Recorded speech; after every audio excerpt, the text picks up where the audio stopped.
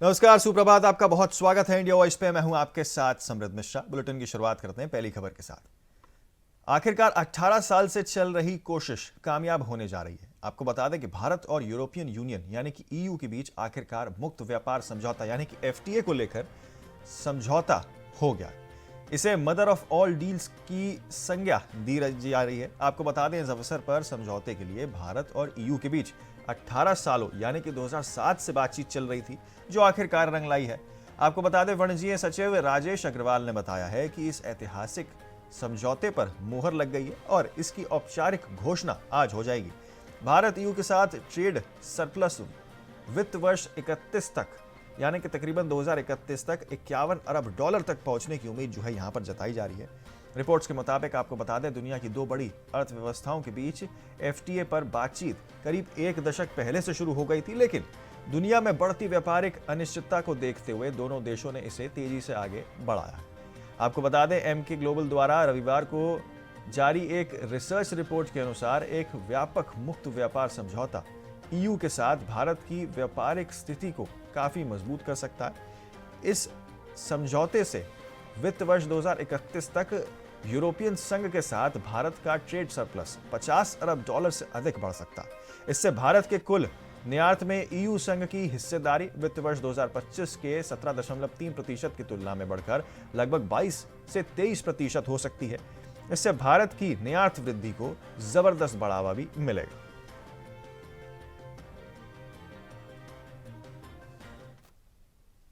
आगे बढ़ते हैं अगली खबर की ओर। आपको बता दें, कांग्रेस संसदीय पार्टी यानी कि सीपीपी के रणनीतिक समूह की बैठक मंगलवार को नई दिल्ली में होगी। यह बैठक सीपीपी की अध्यक्षता सोनिया गांधी के आवास पर आयोजित की जाएगी। इस बैठक में आपको बता दें, आने वाले बजट सत्र को लेकर कांग्रेस की रणनीति पर चर्चा की जाएगी। पार्टी यह तय करेगी कि संसद में किन मुद्दों को प्रमुखता से उठाया जाए और सरकार से किन सवालों से जवाब मांगे जाएं। बजट सत्र की आपको बता दें, शुरुआत 28 जनवरी से होगी और यह 2 अप्रैल तक चलेगा। बीच में कुछ दिनों तक अंतराल भी रहेगा। सत्र के 2 चरणों में होगा। पहला चरण 28 जनवरी से 13 फरवरी तक चलेगा, वहीं दूसरा चरण जो है वो 9 मार्च से 2 अप्रैल तक होगा। पूरे बजट सत्र में कुल 30 बैठकें होंगी। इससे पहले 27 जनवरी को एक सर्वदलीय बैठक भी होगी, जिसमें सभी राजनीतिक दल संसद के कामकाज को सुचारू रूप से चलाने की चर्चा करेंगे। इस बैठक में आपको बता दें, विपक्षी दल ये बताएंगे कि वे किन मुद्दों को संसद में उठाना चाहते हैं। बजट सत्र की शुरुआत राष्ट्रपति द्रौपदी मुर्मू के संसद के दोनों सदनों में संयुक्त बैठक की संबोधन से होगी और आपको बता दें कि इसके बाद 1 फरवरी को केंद्र बजट 2026-27 पेश किया जाएगा। इस बजट से आम जनता, किसान, युवा और व्यापार जगत को काफी उम्मीदें हैं। कांग्रेस पार्टी भी इस बजट पर अपनी प्रतिक्रिया और सवालों की पूरी तैयारी कर रही है।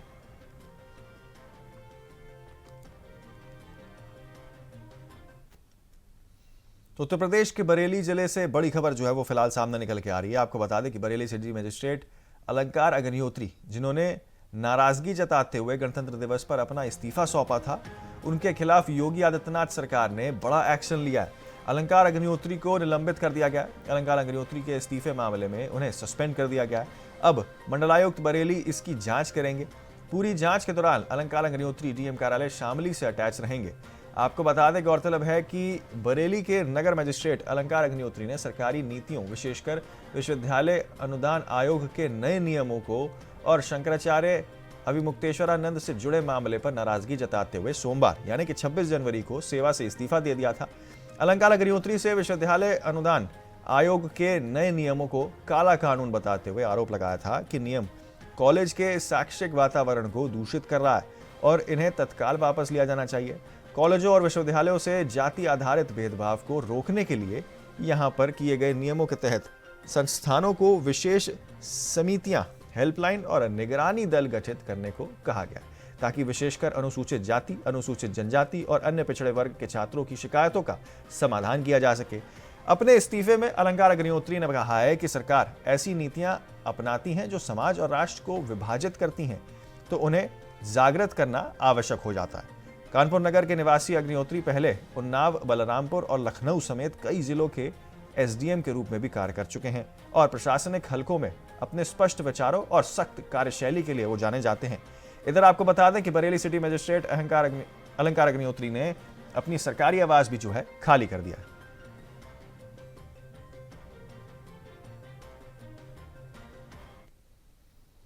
तो आपको बता दें कि सार्वजनिक क्षेत्रों के बैंकों की सेवाओं पर इस मंगलवार यानी कि 27 जनवरी को व्यापक असर पड़ने की आशंका जो है वो जताई जा रही है। आपको बता दें United forum of bank union यानी कि यूएफबीयू ने 5 डे वर्क वीक, सप्ताह में 5 दिन कार्य और 5 दिन दिवस की मांग जो है यहाँ पर, इसको लेकर देशव्यापी हड़ताल पर जाने का फैसला किया, क्योंकि 25 जनवरी रविवार और 26 जनवरी गणतंत्र दिवस के कारण बैंक पहले से ही बंद थे।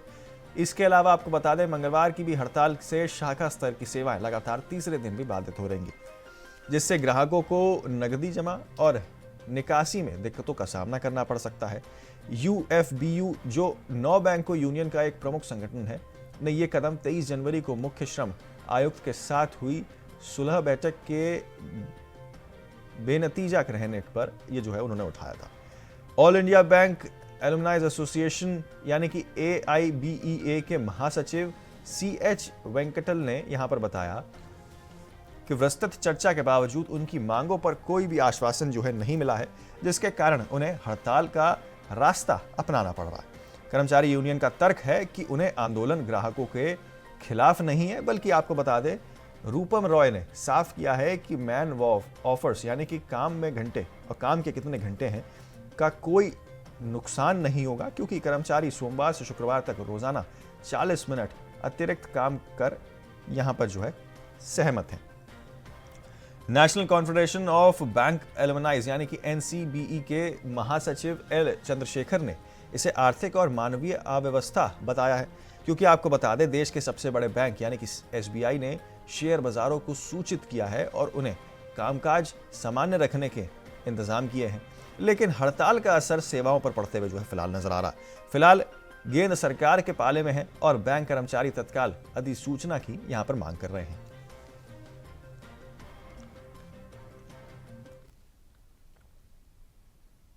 तो आरजेडी नेता तेजस्वी यादव को राष्ट्रीय कार्यकारी अध्यक्ष बनाए जाने पर केंद्रीय मंत्री गिरिराज सिंह ने तीखी प्रतिक्रिया जो है अपनी दी है। आपको बता दें गणतंत्र दिवस के मौके पर उन्होंने कहा कि भारत के लोकतंत्र के लिए सबसे बड़ा खतरा यहां वंशवादी राजनीति है। गिरिराज सिंह ने कहा है कि चाहे लालू प्रसाद यादव की पार्टी हो, मुलायम सिंह यादव की पार्टी हो या फिर राहुल गांधी की पार्टी हो, सभी ने लोकतंत्र को कमजोर किया है। उन्होंने वंशवाद को लोकतंत्र के लिए कैंसर बता दिया है और कहा कि ऐसी राजनीति देश को लोकतांत्रिक व्यवस्था को भीतर से खोखला कर रही है। उनके बयान से राजनीतिक गलियारों में नई बहस जो है छिड़ गई है। तेजस्वी बने आरजेडी के नेशनल वर्किंग प्रेसिडेंट, तो किस तरीके से गिरिराज सिंह का बयान सामने आया आपको सुनाते हैं। को आज क्या कहेंगे, भारत के लोकतंत्र को आज गणतंत्र दिवस है, अगर सबसे ज्यादा खतरा है तो ये वंशवादी पार्टियों से, चाहे लालू यादव की पार्टी हो, चाहे मुलायम यादव की पार्टी हो, चाहे गांधी की पार्टी हो, राहुल गांधी। ये वंशवाद ने लोकतंत्र पे एक तरह से कैंसर की तरह खा रहा है। क्या कहेंगे। तो संभल में समाजवादी पार्टी के सांसद जियाउर रहमान बर्क का यूजीसी कानून को लेकर यहां पर अपना बयान जो है उन्होंने सामने किया। आपको बता दें उन्होंने केंद्र सरकार को चेतावनी देते हुए कहा कि यूजीसी से जुड़े किसी भी ऐसे कानून को बर्दाश्त नहीं किया जाएगा जो शिक्षा व्यवस्था और सर्वोच्चता के खिलाफ हो। उन्होंने कहा कि सरकार लगातार गलत फैसले ले रही है और समाजवादी पार्टी ऐसे हर फैसले का विरोध कर जनता के सामने सरकार को आईना दिखाने का काम कर रही है। आपको बता दें जियाउर रहमान बर्क ने कहा है कि लोकतंत्र में विरोध करना विपक्ष का अधिकार ही नहीं बल्कि जिम्मेदारी भी है। वहीं अभी मुक्तेश्वरानंद विवाद पर बोलते हुए उन्होंने कहा कि देश में सबसे पहले धर्मगुरुओं का सम्मान होना चाहिए और किसी भी संत या धार्मिक व्यक्ति के साथ अपमानजनक व्यवहार स्वीकार नहीं किया जाएगा। उन्होंने कहा कि सरकार को समाज में सौहार्द बनाए रखने के लिए सभी वर्गों को और धर्मों के प्रति सम्मान और समान नीति अपनानी चाहिए। अपने संस्थों में सभी अपने संबल के लोगों को और उसके साथ साथ पूरे प्रदेश और देश के हमारे नागरिकों को इस 77वें गणतंत्र दिवस की मुबारकबाद पेश करता हूँ। और यकीनन जो संविधान हमारा लागू हुआ था ये हमारे लिए एक बड़ी ताकत है। इसको हमें समझना होगा और तभी हम समझ पाएंगे जब हम इसको पढ़ेंगे कि ये संविधान के ज़रिए से हमें जो ताकत हमें मिली है वो चाहे हमारे आज़ादी के रूप में जो हमें अधिकार मिले हैं तो उसका हम किस तरह से इस्तेमाल कर सकते हैं उसको मौके पर। और संविधान सर्वोपरि है, संविधान से ऊपर कोई नहीं हो सकता। संविधान का क्या है, इस देश का कितने से बड़ा ताकतवर कोई इंसान है, उद्योगपति है या कोई राजनीतिक व्यक्ति है, तो वो संविधान से ऊपर नहीं हो सकता। उस संविधान की ताकत को हमें समझना होगा और उसी के लिए हम आज उसको मनाते हैं। और उसके साथ साथ जहाँ हम संविधान के दिन को लागू करने के लिए मना रहे हैं, हमें ये भी समझना होगा ये हमें लागू करने का मौका तभी मिला जब हमें इस देश की आज़ादी मिली। बिल्कुल, वैसे आज के मौके पे मैं इस चीज़ पे कोई टिप्पणी नहीं करना चाहता, लेकिन जो चीज़ भी गलत सरकार अगर काम करने का काम करेगी तो हमारे इस जनता ने हमें इसलिए ही चुन करके भेजा है कि हम सरकार की मुखालफत कर करके उनको आईना दिखा सकें कि हम गलत अगर सरकार करेगी तो हम संसद के अंदर बैठ करके खामोश नहीं रहेंगे, बल्कि जो इस देश के हित में जो भी बेहतर होगा, अगर सरकार सही बिल लाती है जो देश के हित में होगा, तो हमें बिल्कुल इस बात को जिम्मेदारी से कहता हूँ, मैं उन बिल का हमारी पार्टी समर्थन करेगी। लेकिन अगर कोई बिल ऐसा होता है जिससे कि देश को बांटने का या देश के अंदर इस प्रकार का कोई होता है जो उसके खिलाफ है, तो हम उसकी पूरी मजबूती के साथ मुखालफत करेंगे। कहूँगा अभी तक तो इस देश के अंदर हमारे मुसलमानों के साथ में जो धर्मगुरु हैं उनके साथ में ज़्यादती हो रही थी, लेकिन अब हिंदू समाज के जो हमारे शंकराचार्य जी हैं उनके साथ में भी ऐसी घटना देखने की मिली। ये अफसोस की बात है। हम चाहते हैं कि धर्मगुरुओं का सम्मान होना चाहिए, उनका किसी तरह का कोई अपमान नहीं होना चाहिए। मैंने अभी अपनी भाषा में वही कुछ बात कहने की कोशिश की कि जो हमारा संविधान है वो हमारी शक्तियों को 3 उसमें डिवाइड करता है, व्यवस्थापिका, कार्यपालिका, न्यायपालिका, और सबका काम अलग है। किसी एक कानून बनाना, कानून को लागू करना, जो गलत करेगा उसको सज़ा देने का काम न्यायपालिका का है। उसी के तहत न्यायपालिका ने रिपोर्ट करने का आदेश दिया था, ये उनका अधिकार है और वो अपनी ताकत का उन्होंने इस्तेमाल किया है। और यकीनन मैंने कहा कि देश का कोई भी कितने से, वो तो सिर्फ एक सीओ है, छोटे से अधिकारी है। अगर इस देश का कोई बड़े से बड़ा अधिकारी, चाहे कोई एसपी, डीआईजी, कमिश्नर, डीजीपी या देश के विधायक, सांसद, चाहे मैं खुद हूँ उस लाइन में सांसद हूँ, या कोई देश का प्रधानमंत्री हो गलत काम करेगा तो उसको न्यायपालिका का काम है, उसके प्रक्रिया के तहत कार्यवाही सज़ा देने का काम है। तो इसलिए न्यायपालिका ने एक आदेश पारित किया है और उसको तो हम तो ये सोचते हैं कि वो लागू होना चाहिए, उसको अमली जामा पहनाना चाहिए।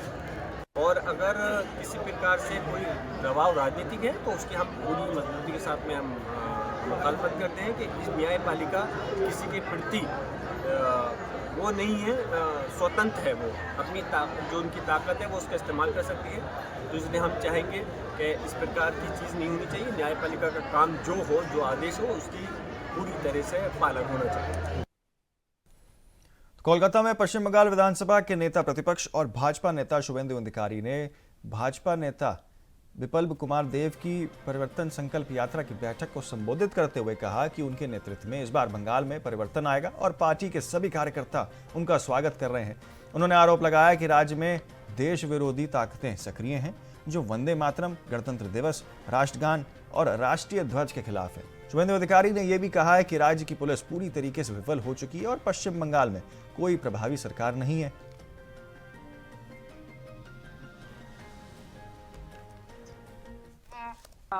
नेतृत्व में, गाइडेंस में बंगाल में भी इस बार परिवर्तन आएगा। हम सब उनको वेलकम कर रहा है। यहाँ जिहादी एंटी नेशनल फोर्स एक्टिव है, ये लोग कर रहा है। जो लोग वंदे मातरम के खिलाफ है, रिपब्लिक डे के खिलाफ है, नेशनल एंथम के खिलाफ है, देश की जो झंडा है उनका खिलाफ है, और जो लोग अरब संस्कृति से विश्वास करता है वो लोग का काम है। दादा, आज कोई भारतीय नहीं कर सकता। आज भी हावड़ा के पाइकपाड़ा में ये पूरा पुलिस फेल हो गया सर, और यहाँ कोई सरकार नहीं है, पुलिस मिनिस्टर पूरा फेल। आगे बढ़ते हैं अगली खबर की ओर। आपको बता दें, कांग्रेस ने शंकराचार्य स्वामी अविमुक्तेश्वरानंद के खुले समर्थन का ऐलान किया है। कांग्रेस के पूर्व एमएलसी दीपक सिंह ने शंकराचार्य स्वामी से फोन में बातचीत कर उनका हालचाल लिया और सुरक्षा को लेकर चिंता भी जताई है।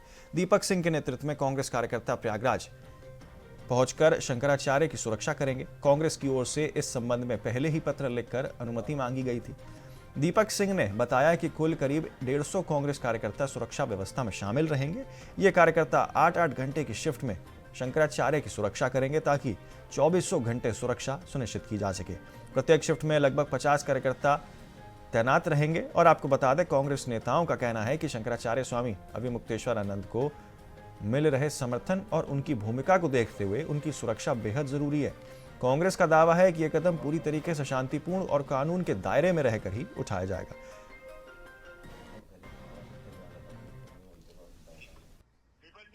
सादर प्रणाम गुरु चरणों में नमन। गुरु जी बस महाराज आशीर्वाद है। हम लोग डिस्टली बहुत दिन से जुड़े रहे आपसे, लेकिन जब से ये लगा कि वहाँ हुड़दंग हो रहा है, लोग आ रहे हैं, बवाल काट रहे हैं, तो हम लोग आना चाहते हैं। 150 लोग महाराज वहाँ, और हम लोग 50-50 संख्या में वहाँ रहेंगे आपके साथ हमेशा शिफ्ट में। हम तो सनातनियों के और भगवान के सुदर्शन चक्र के भरोसे हैं। जी जी, हम लोग धर्म बनता है ना गुरु जी, हम भी उसी साथ खड़े रहे ना, आपके ध्वज के नीचे। जी जी भैया जी, ठीक है ठीक है। तो महाराज हम लोग 28 से आएंगे, फिर 28 से रहेंगे लगातार वहाँ। ठीक है जी, ठीक है। सादर प्रणाम, चरण स्पर्श महाराज। तो माघ मेले के दौरान शंकराचार्य स्वामी अविमुक्तेश्वरानंद के साथ हुई घटना के बाद अब संत समाज और साधु संत उनके समर्थन में आने लगे हैं। आपको बता दें, अखिल भारतीय अखाड़ा परिषद के अध्यक्ष श्रीमंत रविंद्र पुरी ने इस मामले से उत्तर प्रदेश सरकार से कड़ी कार्रवाई की मांग की है। हरिद्वार में पत्रकारों से बातचीत करते हुए श्रीमंत रविंद्र पुरी ने कहा कि वे इस विवाद में नहीं पड़ना चाहते हैं कि स्वामी अविमुक्तेश्वरानंद शंकराचार्य हैं या नहीं, लेकिन वे एक संत हैं और संत के साथ तथा उनके शिष्यों के साथ माघ मेले के दौरान जिस तरह का व्यवहार किया गया है वो काफी ज्यादा निंदनीय है।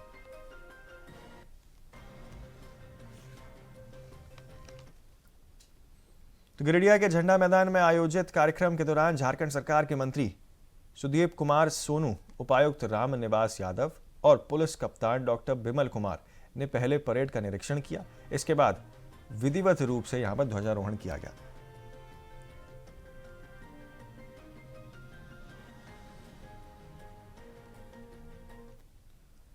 तो 77वें गणतंत्र दिवस पर झारखंड हाईकोर्ट में ध्वजारोहण किया गया। आपको बता दें, मुख्य न्यायाधीश जस्टिस महेंद्र शरद चंद्र सोनक ने यहां झंडा तोलन कर तिरंगे को सलामी दी। इस मौके पर झारखंड हाईकोर्ट के सभी न्यायाधीश, अधिवक्ता और कर्मचारी और उनके परिजन मौजूद रहे। झंडा तोलन के बाद मुख्य न्यायाधीश ने कोर्ट के सभी को, जितने भी लोग वहां थे, गणतंत्र दिवस की शुभकामनाएं दी हैं।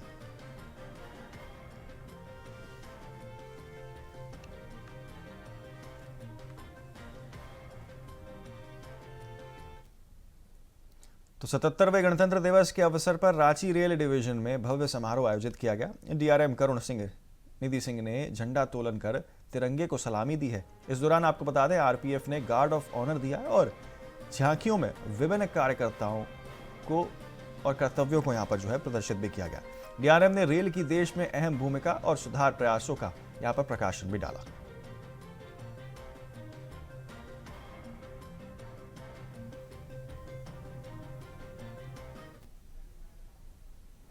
तो आपको बता दें, अमरोहा नेशनल हाईवे पर दिखा तेज रफ्तार का कहर देखने को मिला है, जहां तेज रफ्तार कार का अचानक टायर फट गया, जिससे कार डिवाइडर से टकरा गई और पलट गई। वहीं कार के पलटने से ड्राइवर की मौके पर ही मौत हो गई है। वहीं कार में सवार दूसरा व्यक्ति गंभीर रूप से घायल हो गया। इस दौरान मौके पर पहुंची पुलिस जांच पड़ताल में जुट गई है।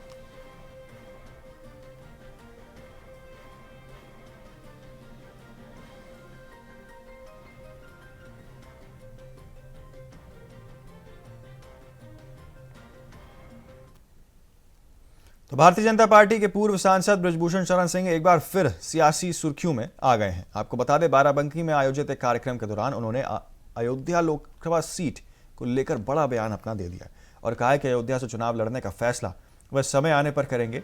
इसके बाद आपको बता दें, उनके बयान की आगामी लोकसभा चुनाव खासकर 2029 की तैयारियों से जोड़कर देखा जा रहा है। इस दौरान जब पूर्व सांसद विनय कटियार द्वारा अयोध्या से लोकसभा टिकट मांगे जाने का सवाल उठा था, तो बृजभूषण सिंह ने साफ शब्दों में कहा था कि विनय कटियार उस सीट के हकदार हैं।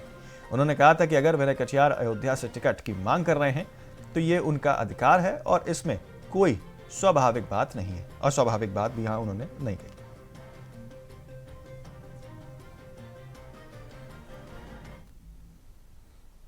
तो गणतंत्र दिवस के अवसर पर मुख्यमंत्री योगी आदित्यनाथ ने राज्यपाल आनंदीबेन पटेल से शिष्टाचार भेजकर उन्हें हार्दिक बधाइयां दी हैं। इस अवसर पर मुख्यमंत्री ने राज्यपाल के साथ सौहार्दपूर्ण संवाद किया और गणतंत्र दिवस की शुभकामनाएं भी यहां पर उन्होंने प्रेषित की हैं। भेंट के दौरान मुख्यमंत्री योगी आदित्यनाथ ने लेखक श्री विश्वभूषण द्वारा रचित पुस्तक योगी आदित्यनाथ ने राज्यपाल आनंदीबेन पटेल से सौंपी है। यह मुलाकात सौहार्द, सम्मान और संवैधानिक मूल्यों की गरिमा को दर्शा रही है।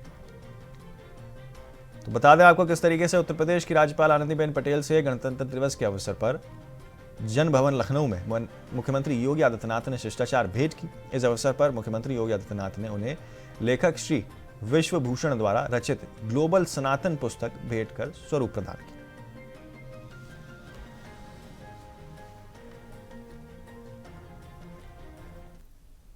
तो फिलहाल के लिए इस बुलेटिन में मेरे साथ इतना ही। जल्द होंगे हाजिर और खबरों के साथ। आप देखते रहें और बने रहें सिर्फ इंडिया वॉइस पर।